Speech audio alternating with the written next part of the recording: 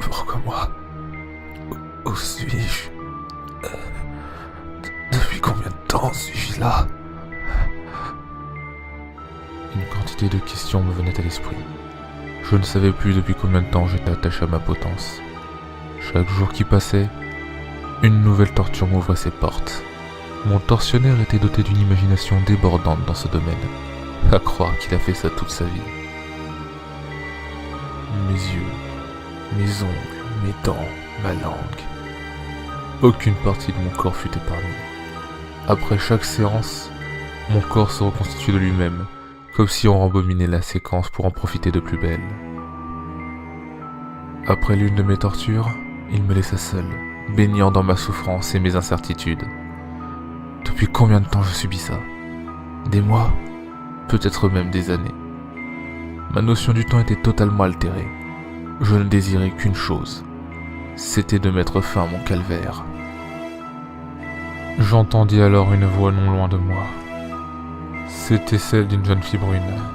Elle était couverte de cicatrices et de meurtrissures. Je l'ai aperçue alors qu'elle se cachait dans le coin de la pièce où j'étais. Bien qu'elle était dans un sale état, son visage dégageait une lueur et une beauté sans pareille.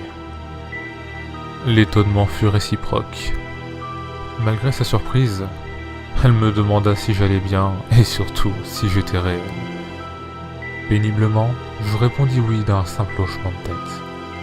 J'ai soudainement vu une grande tristesse arborer son visage.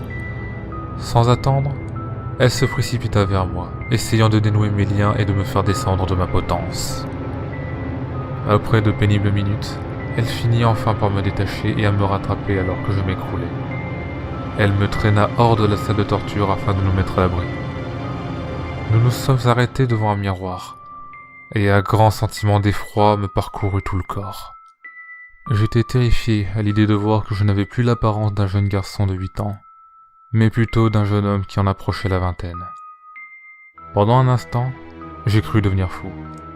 Perdu dans la confusion, la jeune fille m'expliqua la chose la plus effrayante que j'ai pu entendre.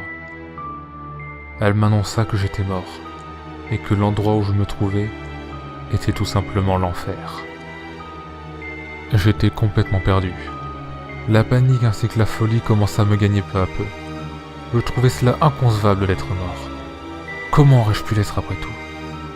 C'est alors que je me suis rappelé de cette main me perforant le cœur. Je m'écroula alors le genou à terre. Me tenant la tête, je n'arrivais pas à accepter mon sort. La mort, l'enfer, la torture. Non. Pour moi, j'espérais tout simplement que tout cela aurait pu être un cauchemar dont j'allais bientôt me réveiller. La jeune fille essaya de me prendre dans ses bras afin de me consoler.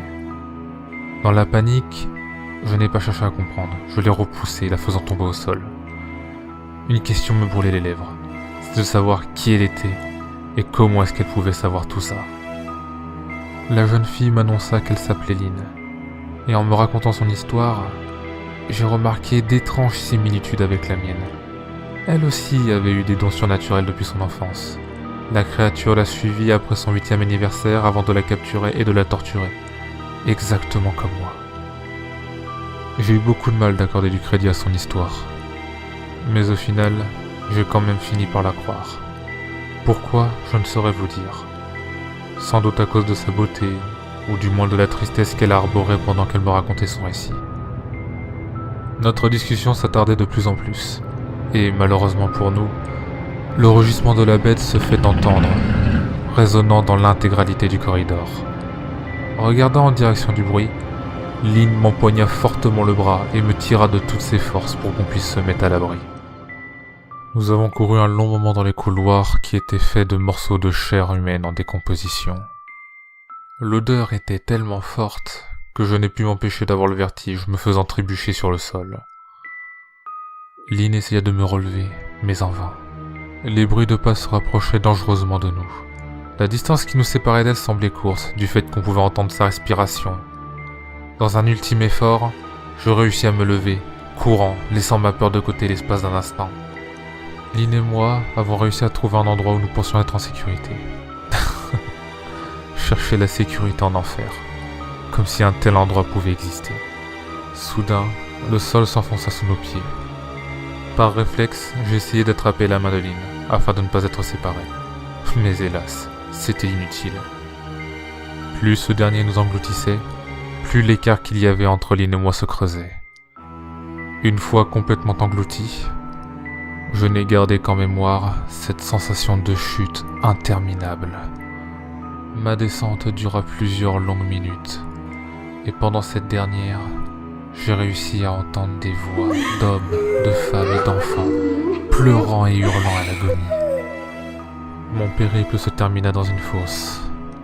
Malgré la chute, je réussis péniblement à me lever.